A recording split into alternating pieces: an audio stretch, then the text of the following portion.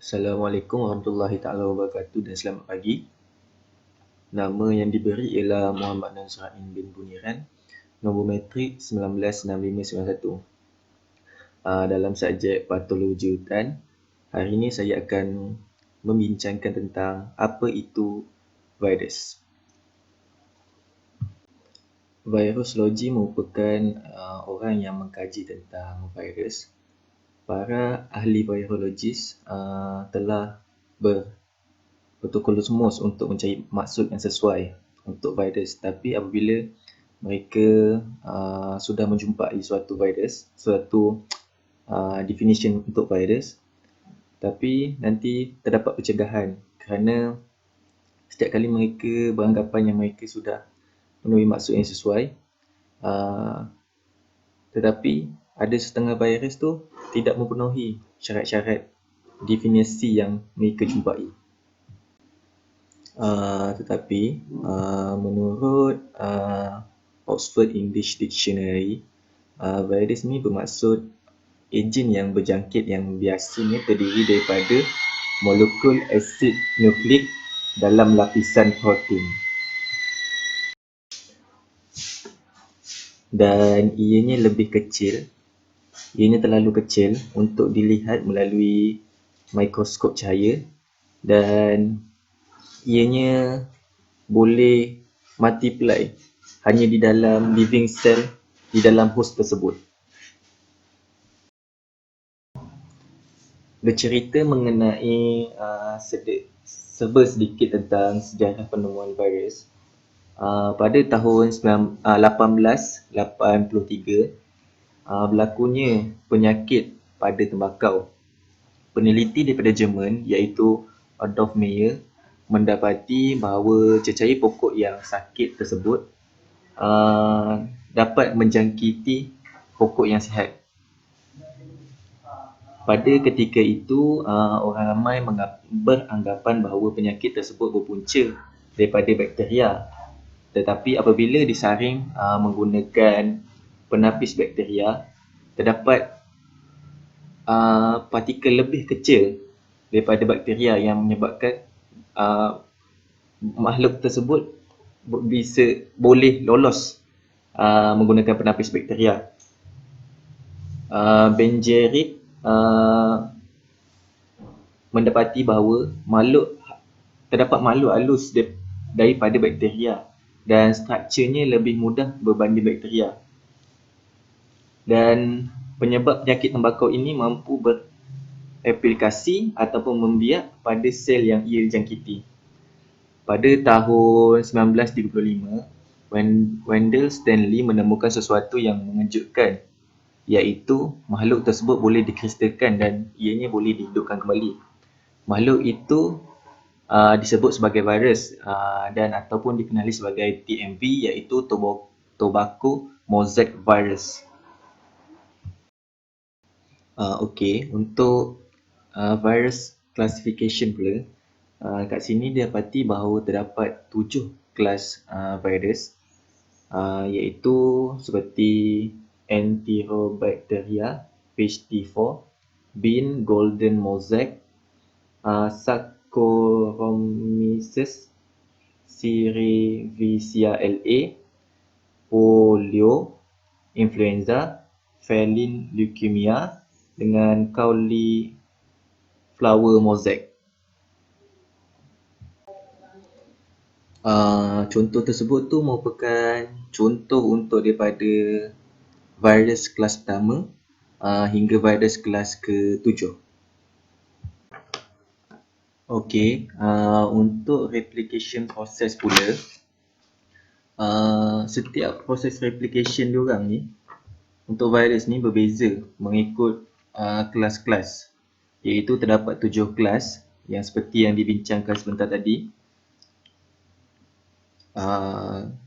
Anda semua boleh lihat perbezaannya pada gambar-gambar tersebut daripada kelas 1 hingga kelas yang ke-7.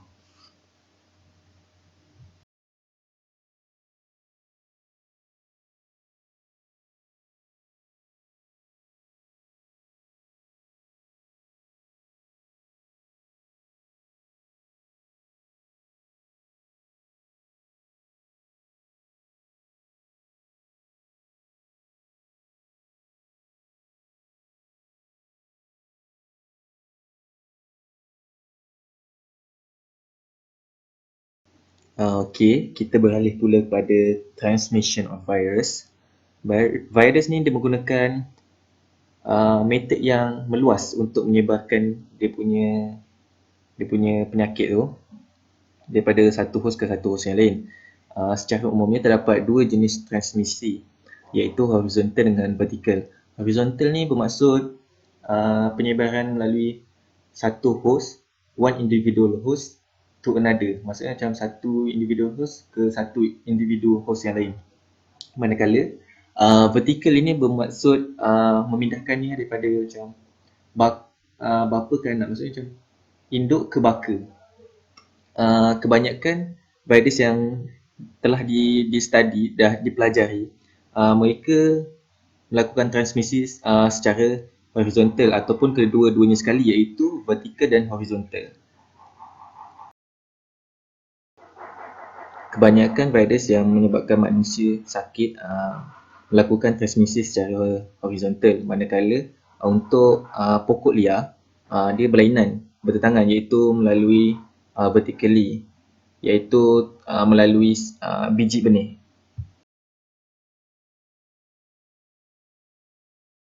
Okey, kita sambung mengenai lifestyle of virus. Meskipun kita ni kerap berfikir yang virus ni merupakan patogen, iaitu agent of disease, tapi dia ni taklah membahayakan sangat pun, sebab kebanyakan virus ni dia merupakan commensalism, iaitu diorang mengambil manfaat daripada host mereka tanpa merosakkan host tersebut. Yang kedua, kebanyakan some virus juga dia merupakan mutualism relationship, iaitu dia mutual, maksudnya dua-dua dapat manfaat, iaitu virus dapat manfaat dengan host pun dapat manfaat. Baiklah, mari kita beralih kepada immunity pula. Immunity benda hidup terhadap virus. Semua makhluk hidup mempunyai jenis-jenis immune system yang untuk mengelakkan daripada infection, jangkitan daripada virus, ataupun untuk promote recovery after infection. Terdapat dua immune system yang penting, iaitu innate dengan acquired. Innate ni maksudnya macam peninding luaran, maksudnya macam peninding luaran daripada terkena virus. Macam kalau manusia, kita punya kulit, mukus pada kelenjar ingus, kelenjar hidung. Kita mempunyai IDO yang mengandungi enzim. Manusia dan haiwan juga telah terlibat dengan acquire immunity, iaitu dia lebih canggih sedikit, iaitu dia berkesanan untuk mengingat kembali virus tersebut. Maksudnya macam untuk merecovery balik virus tersebut. Maksudnya macam contoh, kalau kita dah pernah demam, automatik badan kita ni dah mengingati virus tu, lepas tu dapat melawan virus tersebut. Tumbuhan juga mempunyai acquire immunity, tapi dia cara bekerja dia berlainan sikit dengan haiwan dan manusia. Satu contoh virus tumbuhan iaitu Rhizostungro bacilliform virus, ataupun lagi satu Rhizostungro spherical virus, iaitu penyebab penyakit tungkau yang mengakibatkan pokok padi akan menjadi kedil. Okey, persoalannya, apakah perbezaan penyakit virus tumbuhan ini dengan virus COVID-19? Yang pertama ialah pada gejalanya. Gejala untuk penyakit tungkau ni ataupun disebabkan oleh virus tungkau bacilliform ni, dia punya gejala dia ialah pokok padi akan menjadi kedil Daun padi akan berwarna kuning hingga jingga, disertai dengan tompok-tompok coklat. Manakala gejala untuk COVID-19 pula ialah seperti kalau untuk kena pada manusia, batuk, seselma dan demam. Okey, cara penyebaran dia pula. Cara penyebaran untuk virus tumbuhan tersebut, dia melalui angin, serangga serta sentuhan pada pokok padi yang sihat dengan pokok padi yang tidak sihat yang dijangkiti virus tersebut. Manakala cara penyebaran untuk COVID-19 ini ialah melalui haiwan maupun serangga.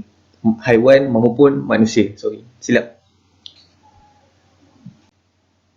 Okey, sekian saja. Terima kasih.